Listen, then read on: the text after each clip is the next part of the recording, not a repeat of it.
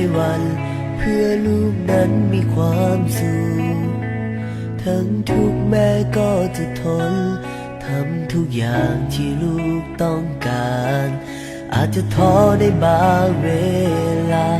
แต่ยังมีลูกอยู่ข้างกายพร้อมจะเป็นกำลังใจ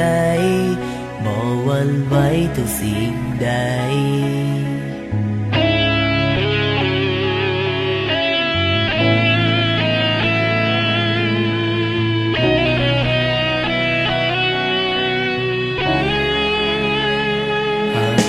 อาทิตย์ยังส่องแสงอยู่ก็พร้อมที่จะต่อสู้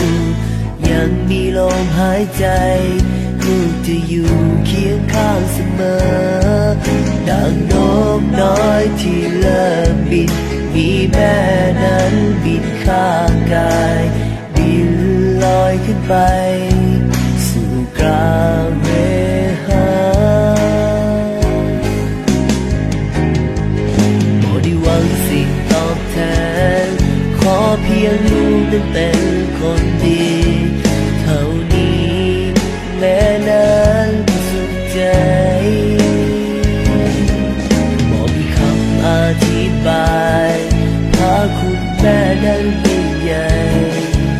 ให้เอาจักรวาลบนทะเลก็คงบ่พอ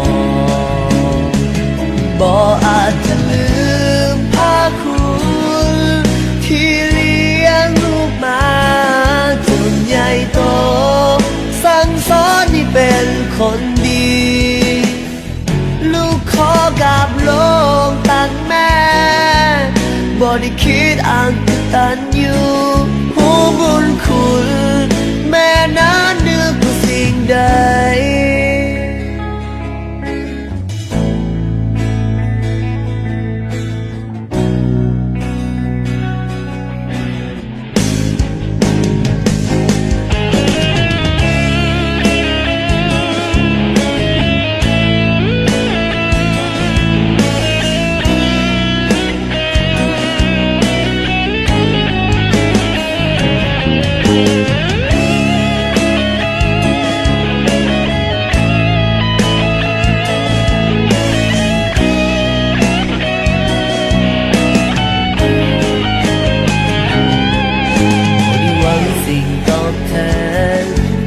เพียงลูกนั้นเป็นคนดี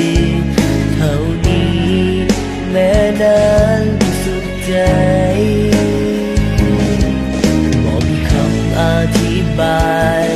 พาคุณแม่นั้นเป็นใหญ่ให้เอาจักรวาลบนทะเลก็คงบ่พอบ่อาจจะลืมพาคุณที่เลี้ยงลูกมา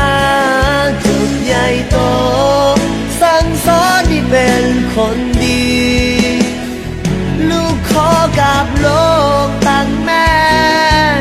บ่ได้คิดอ้างกตัญญูผู้บุญคุณแม่นั้นบ่อาจสิ่งใดพาคุณที่เลี้ยงลูกมา